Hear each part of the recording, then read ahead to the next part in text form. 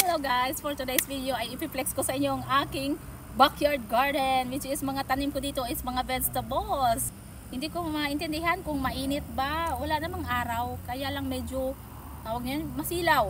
Pinalakihan ko siya this year na then pinahabaan ko siya para marami akong ilalagay dito. Kaya ayan na guys, tara papakita ko sa inyo. Alright, ito ng aking mga tanim, ang lalago na nila, ayan. So ito naman is yung wing bean. Naglagay ako ng picture sa taas dahil nakalimutan ko kung anong tawag nito sa atin. Pero ang sarap nito gulayin. So ayan, ang dami na niyang bulaklak. Siguro mga around 6 to 7 seeds lang yung naitanim ko dito dahil ayaw ko naman na mag-overcrowded ba in the future na masasapawan yung ibang tanim ko na mga vines. So ayan. And then ito naman yung sitaw. So itong sitaw, isang piraso yung nauna dito. Matanda na nga to, hindi ko na-harvest kasi nga na-dry ko yan kasi yun yung itatanim ko next year. Ewan ko, parang para sa akin, parang naniniwala ako na ang unang bunga is yun yung ipang seeds ko next year. So ayan guys, ang yung sitaw ko dito is konti lang din.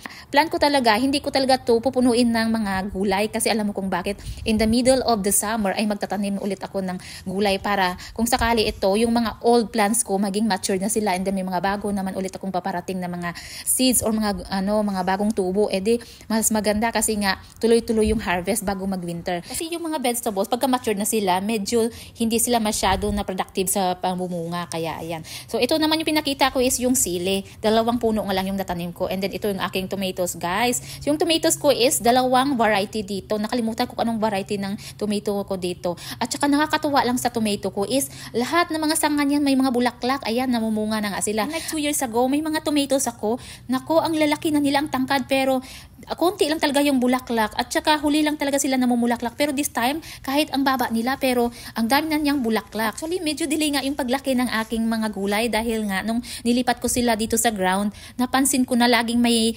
bawas yung dahon. Yun pala, kinakain ng rabbit. Nilagyan ko ng bakod yung white fence na yon. Kaya lang medyo mababa. Nakakalukso pa rin sila para pumasok para kainin yung aking mga gulay. Kaya ayan, nilagyan ko siya ng bakod na parang chicken wire ata tawag niyan. Ayan, medyo matangkad siya kaya hindi na niyan nakakaya luksuhin. So ayan guys, ang aking mga ampalaya, ayan, ang dami niyang bulaklak at saka ang dami niyang mga maliliit na bunga. Ayan no, ayan. Isang piraso lang talaga yung tinanim ko dito.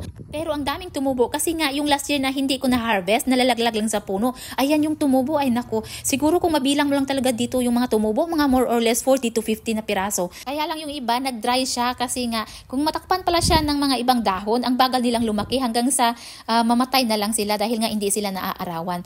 Goodness lang kasi dito kasi nga yung trellis ko this year is ang laki at saka ang tangkad, mga siguro mga 7 feet and a half to yung trellis na nilagay ko this year. Kasi nga plan ko talaga na damihan ko yung aking mga vining plants dito. Aside sa mga nagbavines, mayroon din ditong tumubo na maraming saluyot.